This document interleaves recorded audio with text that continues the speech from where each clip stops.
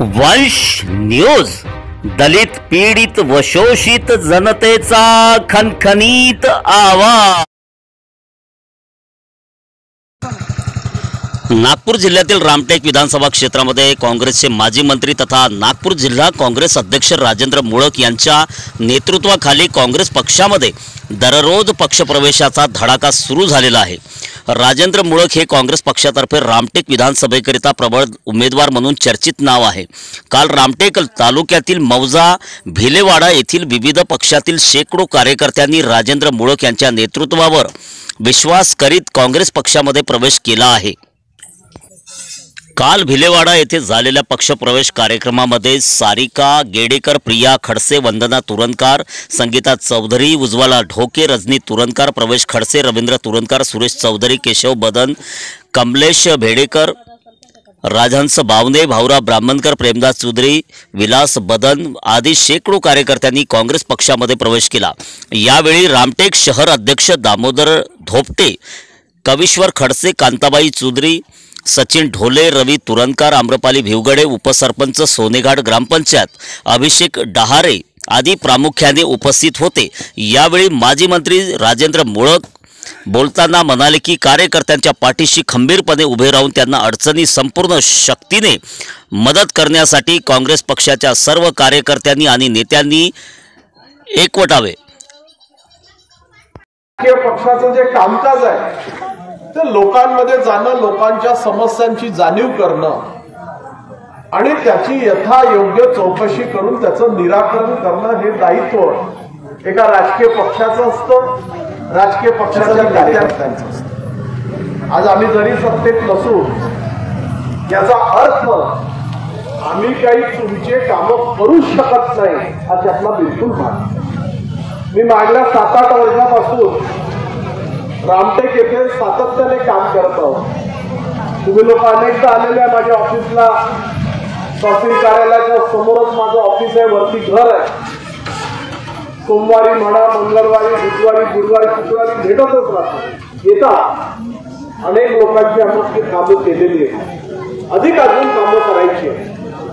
परंतु हे सर्व करत असताना अनेक अजूनही प्रश्न आहेत जे शेतकऱ्यांशी संबंधित असणारे प्रश्न आपल्याला निकाली काढायचे। प्रमुख प्रश्न हा आपल्या सिंचनाचा अशी अपेक्षा आहे।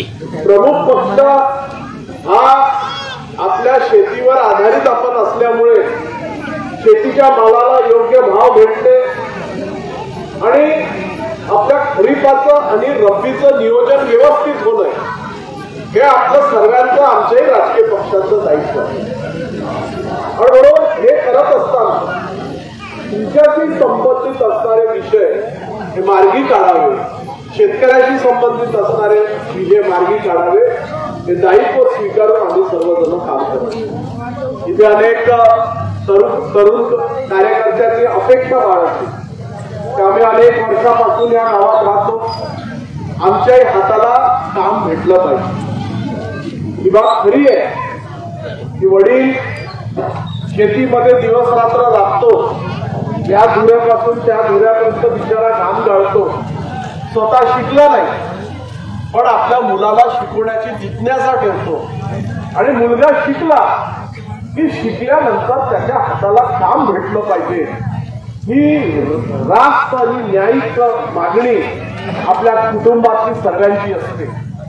पण दुर्दैवाने आपल्या रामटेक विधानसभा मतदारसंघातल्या रामटेक सारख्या तालुक्याच्या हेडक्वार्टरला आजपर्यंत MIDC निर्मित होऊ शकते। MIDC झाली असती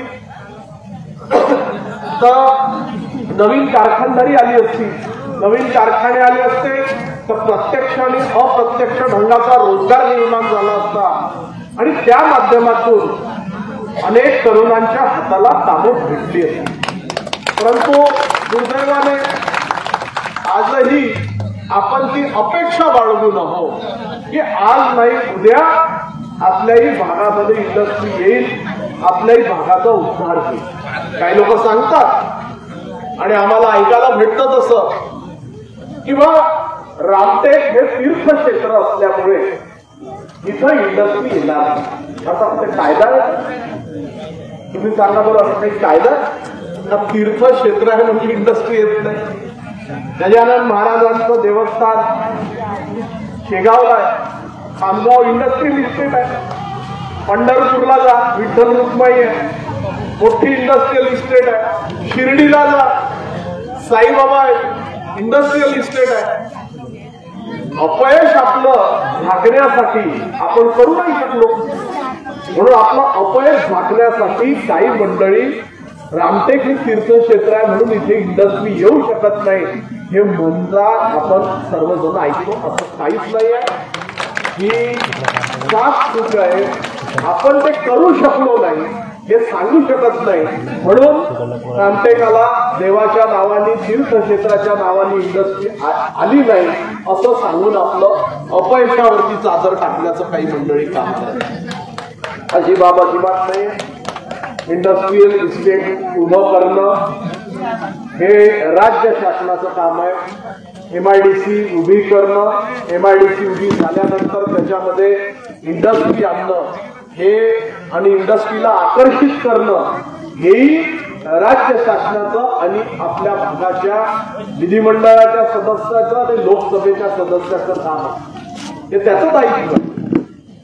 रस्ता, दिवा बत्ती हे तर होणार आहे, पण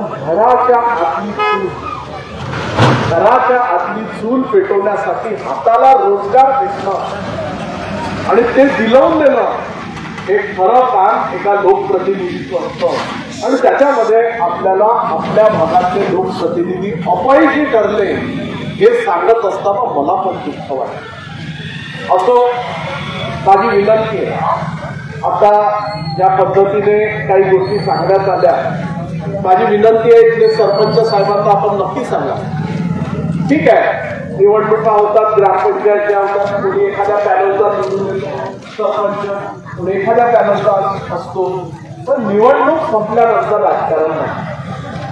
निवडणूक संपल्यानंतर ग्रामपंचायतचा सरपंच हा सर्वच पक्षाचा आणि म्हणून सरपंचाला आपण सांगा की मुळात काय आले होते, काल त्याची तुम्हाला विनंती केलेली आहे की आपली काही कामं असतील तर बाकी घेऊन या, आम्ही त्याच्यामध्ये मार्ग काढून देण्याचा प्रयत्न करू. एकदा आपण सरपंच बनलो तर आपण समजलं लावायचे. आपल्याकडे कोणी आला की ह्या वस्तीत मला मतं नाही भेटली, मग मी इथले काम का करू असा दृष्टिकोन कधी नाही.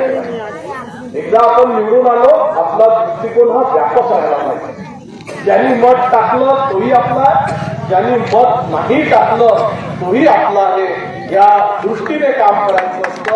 आणि या दृष्टीने जो काम करतो, कारण की पद कायम नाहीये, कुणाच्या पदावरती सातबारा लिहिलेला नाहीये. जनता जनार्दन आहे, तुम्हाला निवडून दिलेला आहे, तुमच्याकडे नजरेने बघते. आमसभेमध्ये एखाद्या माणसांनी चिल्लवला सरपंचावर आणि कामं सांगितले तर तो काही दुश्मन होते का? नाही. तो आपला हक्क दाखवत आहे, तो आपल्या हक्काने बोलत आहे. हक्काने कोणाला बोलला जाते? खुर्चीवर बसलेल्या प्रमुख माणसाला. म्हणून खुर्चीवर बसलेल्या माणसाने एखाद्या माणसाने चिल्लवून बोललं म्हणून तो माझा दुश्मन झाला असं कधी समजायचं नाही. ज्या दिवशी तुम्ही असं समजायला लागले त्या दिवशीपासून आपली उलटी गिनती सुरू करून टाका. मन मोठं पाहिजे, मन मोठं पाहिजे, हृदयात इतकं मोठं स्थान राहायला पाहिजे त्या संबंध गावाला आपण समावून घेतलं पाहिजे. एवढं मोठं हृदय आणि एवढा मोठा दिमाग घेऊन खुर्चीवर बसून काम करायचं असतं. खुर्ची ही काटेरी असते, रोज बोचत असते, पण त्या बोचत असणाऱ्या काट्यालाही सहन करून आपण आपल्या लोकांचं दायित्व पूर्ण करायचं असतं, त्याला नेतृत्व म्हणत असतात. म्हणून त्या पद्धतीने आपल्याला काम करायचं आहे. आम्ही आज तुमच्याकडे आलो, आम्ही आल्यानंतर तुम्ही आम्हाला विनंती केली, आमचं काम आहे तुमचे काम होतं, पण आमच्याही हातात काही जादूची छडी नाही आहे का गोल गोल घुमवली आणि पूर्ण काही एका दिवसाचं हिरवं रान होऊन जाईल. आणि मी तर अजिबात त्याच्यात नाही. मी तुम्हाला स्पष्ट सांगतो, मला खोटं बोलणं अजिबात जमत नाही. खोटं ते लोक बोलतात ज्यांना वेळ काढून. नाही म्हणण्याची पण माणसामध्ये क्षमता राहायला पाहिजे. काही लोक जो आला त्याला हो करून देतो, तोही आला हो हो करून देतो. काय काम आहे तो? नाही हो करून देतो. एखादा आला, साहेब माझा मुलगा 10वी फेल झालेला, 11वी मध्ये प्रवेश देऊन द्या, हो करून देतो. अरे 10वी फेल झालेला त्याला 11वी प्रवेश कसा भेटणार? तर तुम्ही त्याला बी करून देतो जर म्हणा तर बाहेर करून तो बोलला हा माणसाचा कोण आणि पंतप्रधानाच्या पोराला नाही भेटू शकत. 10वी फेल झाल्यानंतर 11वी प्रवेश राष्ट्रपतीच्या पोराला नाही भेटू शकत. नाही म्हणा ना, नाही म्हणणं काही वाईट थोडी आहे.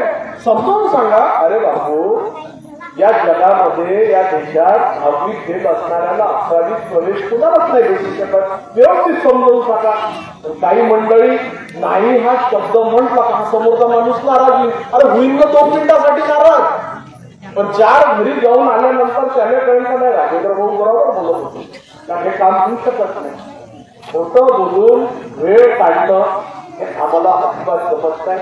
माझ्याशी ज्याही लोकांना जुळायचं असेल, मी ज्यांच्याशी जुळलेला सत्य सांगा. एखादी गोष्ट होत असेल हो म्हणून, नाही होत असेल ती पण नाही म्हणून. नुसते मतं पाहिजे, नुसती मतं पाहिजे, वेळ काढून घ्यायचा. अरे शेवटी तुमच्याकडे नेहमी यायचं. आज उद्या लोकसभेची निवडणूक आहे, घेऊ आम्ही मतं मागायला, पक्ष आमचा. परवा विधानसभेची निवडणूक राहील, त्याच्यात यावं लागेल.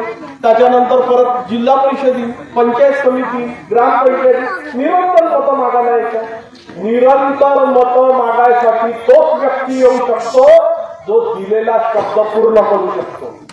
आणि शब्द तेच दिले पाहिजे, शब्द तेच दिले पाहिजे जे होऊ शकतात, जे कायद्याच्या आठवड्यामध्ये जे बसतात तेच शब्द दिले पाहिजे. वेळ काढून घेण्यासाठी, मतं घेऊन घेण्यासाठी काहीतरी बोलायचं आणि मतं घेऊन घ्यायची आणि त्याच्यानंतर झुंकून पाहायचं नाही, त्याच्यातली मंडळी अजिबात नाही. तुम्ही नाराज झाले तरी चालेल, पण तो खोटं बोलून खोटे आश्वासनं देऊन तुमच्यापासून इथून जायचं नाहीये. जे आहे ते सत्य आहे, जे सत्य असेल ते हो आहे तो हो करू, नसेल होऊ शकत तर बा आपल्याशी होऊ शकत. हे म्हणण्यात वाईट नाही, तर लोकांच्या काही अपेक्षा नाही. लोकांनी तुम्हाला विनंती केलेली आहे, नाही होत असेल तर सांगा ना. नाही म्हणणं काही चुकीचं नाही, पण आम्ही त्याच्यातली मंडळी नाही. तुम्ही जी पण विनंती कराल त्या विनंतीचा मान केला जाईल, पण एखादं काम होऊ शकत असेल तर नक्की करू, नाही होत असेल तर तुम्हाला नम्रपणे समजावून सांगू की ह्या कायद्याच्या अंतर्गत आपलं काम बसत नाही आणि होऊ शकत नाही, त्याचं कारण सांग. ह्या पद्धतीने आम्ही काम करणारी मंडळी आहोत. कधीही आपण या काही कामं राहिले आपले तर ते जे होऊ शकत असतील ते करण्याचा प्रामाणिक प्रयत्न करून मीरा भगिनी इथे उपस्थित आहे. माझी तुम्हाला सर्वांना विनंती की मुलींना चांगलं शिकवा. शेवटी मुलगी एका दिवस आपल्या आई वडिलांना सोडून दुसऱ्याच्या घरी जाणार, तिला नाही राहायचं आहे. एक दिवस तिला दुसऱ्याच्याच घरी जायचं. तिचा घर संसार माहेरी नाहीये, तिचा घर संसार दुसऱ्याच्या घरात. म्हणून मुलगी चांगली शिकली, शिकून आपल्या पायावर उभी झाली तर दुसऱ्याच्या घरात गेल्यानंतर त्या घरामध्ये तिच्या नवऱ्याला हातभारच लावेल. त्या घरातली चूल पेटत असताना एकट्या नवऱ्याला चूल पेटवायची नाही आहे, त्याच्यासोबत ती चूल पेटवत असताना आपली मुलगी जी लग्न होऊन गेलेली आहे ती पण हातभार लावेल. म्हणून मुलीला शिकवणं गरजेचं आहे. तुम्ही पहा आजच्या जमान्यामध्ये मुली समोर निघालेल्या आहेत. 10वी 12वीचे निकाल जर काढले तर ज्या दिवशी 10वी 12वीचा निकाल लागतो तो वर्तमानपत्रामध्ये पहिली लाईन, दुसरी लाईन, तिसरी मुली दिसतील. मुली आज कलेक्टर झाले, कमिशनर झाले, पोलीसमध्ये, जिल्हा परिषद, पंचायत समिती, सरपंच. मुलींनी आपलं स्थान पुरुषांच्या बाजूला आणलेलं आहे. एवढी मोठी क्रांती आपल्या देशामध्ये म्हणून मुलींना शिकवणं गरजेचं आहे. मुलांना पण माझी विनंती आहे, गावातले जे तरुण पोरं आहेत, माझी तुम्हाला सर्वांना विनंती आहे, तुमच्या वडिलांनी जमीन कसली, स्वतः शिकला नाही बिचारा, या झुऱ्यापासून त्या झुऱ्यापर्यंत घाम गाळून त्यांनी तुला शिकवलं, तुझ्या बहिणीचं लग्न लावलं, तुला शिकवून तुझ्या हाताला काम भेटवून दिलं.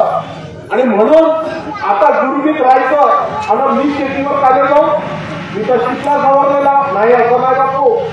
तुम्ही शेतीला गेलाच पाहिजे, आपल्या वडिलाचा हात कारण की त्याच शेतीतून त्याच कमाईतून तुझ्या बहिणीचं लग्न आणि तुझं शिक्षण तुझ्या वडिलांनी करून दिलेलं आहे. हे कधी विचारता कामा नये. हा व्हिडिओ जास्तीत जास्त लाईक करा, शेअर करा आणि आमचं यूट्यूब चॅनल सबस्क्राईब करा. धन्यवाद.